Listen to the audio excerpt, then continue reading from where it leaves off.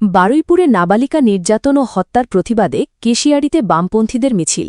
বারুইপুরে ১২ বছরের এক নাবালিকাকে নির্যাতনের পর হত্যার ঘটনায় তীব্র ক্ষোভে হেঁটে পড়ল কেশিয়াড়ি ব্লকের বামপন্থী সংগঠনগুলি।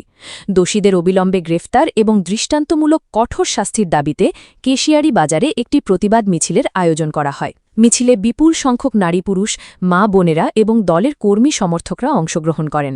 তাদের হাতে ছিল বিভিন্ন দাবি সংবলিত প্ল্যাকার্ড ও ব্যানার।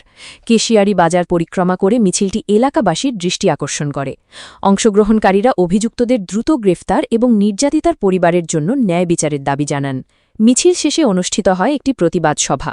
সভায় বক্তারা বলেন, নারী ও শিশুদের নিরাপত্তা নিশ্চিত করতে প্রশাসনকে আরও কঠোর ও সক্রিয় ভূমিকা নিতে হবে। পাশাপাশি তারা সাম্প্রতিক হকার উচ্ছেদ অভিযান নিয়ে বিজেপি সরকারের সমালোচনা করেন। বক্তাদের দাবি, প্রাক্তন মুখ্যমন্ত্রী জ্যোতি বসু হকারদের অধিকার রক্ষায় আন্দোলন করেছিলেন এবং সেই ইতিহাস তুলে ধরে তারা বলেন, জীবিকা রক্ষার প্রশ্নে হকারদের পাশে থাকার ঐতিহ্য বামপন্থীদের দীর্ঘদিনের। সভা থেকে বারুইপুরের ঘটনায় দ্রুত ও নিরপেক্ষ তদন্ত, দোষীদের দৃষ্টান্তমূলক শাস্তি এবং সাধারণ মানুষের নিরাপত্তা নিশ্চিত করার দাবি জানানো হয়। Bureau report, direct news.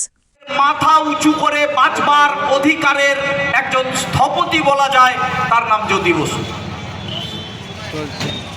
লড়াই করেছে, শুধু পশ্চিমবঙ্গের মুখ্যমন্ত্রী ছিলেন তা না। আজকের এই বাংলা, এই 2026 সালের বাংলা, এই 2026 সালের বাংলায় আমাদের কাছে যে জ্বলন্ত বিষয়গুলো উপস্থাপিত হচ্ছে, সেই বিষয়গুলোর প্রতিটা বিষয়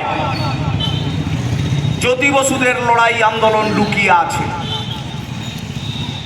এই যে ধরুন দেখতে পাচ্ছেন, এখন চারিদিকে রেল লাইনের ধারে, প্ল্যাটফর্মের ওপরে, রেল লাইন সংলগ্ন সমস্ত মানুষকে যন্ত্র দিয়ে, বুলডোজার দিয়ে তুলে দেওয়া হচ্ছে।